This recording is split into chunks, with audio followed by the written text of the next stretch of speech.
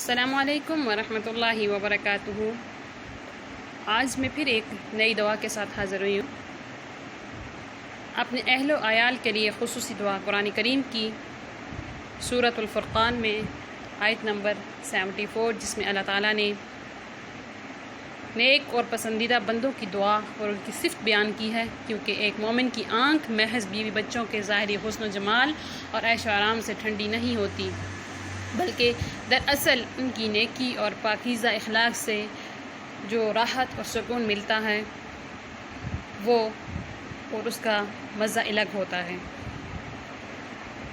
اپنے اہل و عیال کے لیے خصوصی دعا جس کو اللہ تعالیٰ نے قرآن مجید کا حصہ بنا دیا، سبحان اللہ۔ ربنا حب لنا من ازواجنا وذریاتنا قرۃ اعین وجعلنا للمتقین اماما۔ اللہ تعالیٰ نے اپنے نیک بندوں کو یہ دعا سکھائی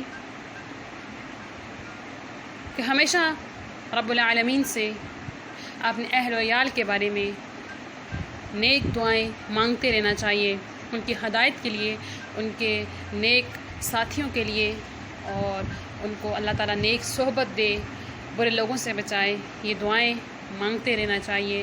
اور اولاد کو اللہ تعالیٰ ہماری آنکھوں کی ٹھنڈک بنائے۔ اولاد اللہ تعالیٰ کی بہت بڑی نعمت ہے، اور اللہ سے دعا کرنی چاہیے کہ اللہ ہمیں اس نعمت سے بھرپور فائدہ اٹھانے والا بنا۔ آخر دعوانا ان الحمد للہ۔